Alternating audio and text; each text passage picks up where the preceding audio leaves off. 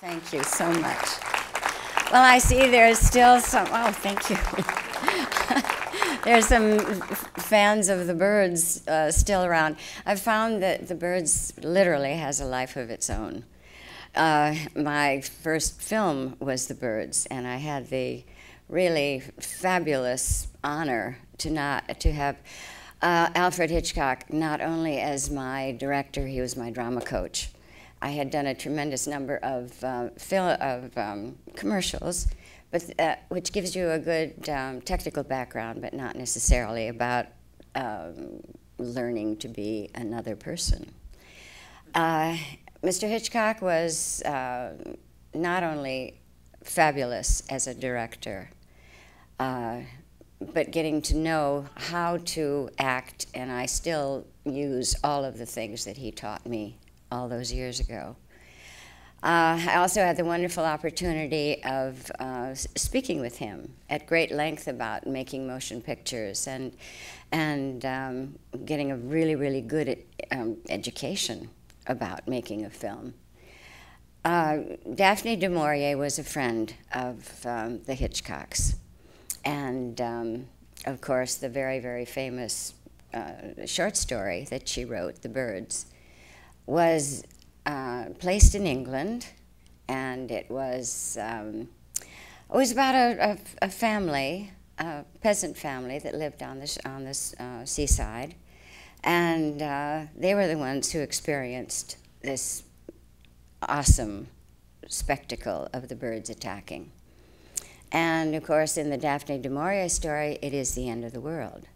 And apparently, the Hitchcocks were aware of a few assaults by birds in the middle part of California.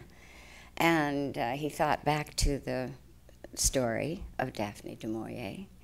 And shortly after Psycho was released and over, he decided to do The Birds. He changed the story to be placed in Southern California, Northern California, in Bodega Bay. And in order to do this film, he had to incorporate another batch of actors, the Birds. And he chose a very, very wonderful bird trainer, the late Ray Berwick. And so Hitch not only had to deal with the human actors, he had to deal with the birds. And there were a couple of very, very funny situations that happened. I'm just going to give you one example. When the birds come down the fireplace, do you remember that scene? You will all see it again, but we expected the birds to come down and fly around, you know, because that's what was written in the script. However, once they came down the fireplace, they sat on the hearth, and a few of them jumped up onto the coffee table. Many of them were sitting on the arms of the chairs, but there was no activity. So I think it was the first time that I had seen Mr. Hitchcock at a point where he didn't quite know what to do. He was the most organized director. Spoiled all of us for other directors. So he was thinking, okay, let's bring in some fans. But that wouldn't work. Then our hair would blow around, and that wasn't going to work.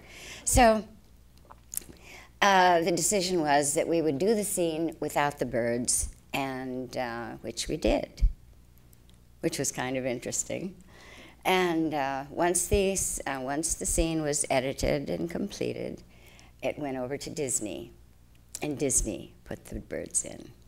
But there were so many wonderful things about that film. You know, the special effects have taken quantum leaps since The Birds was made.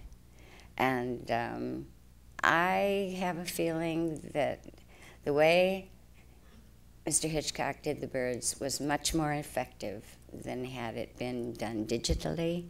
And I understand there is another film being made called The Birds, and I fear for the success of that. Thank you. I hope you enjoy the evening. I've been delighted to have been invited by AFI for yet another wonderful event that they're putting on, and you're very fortunate to be here as well. So thank you so much.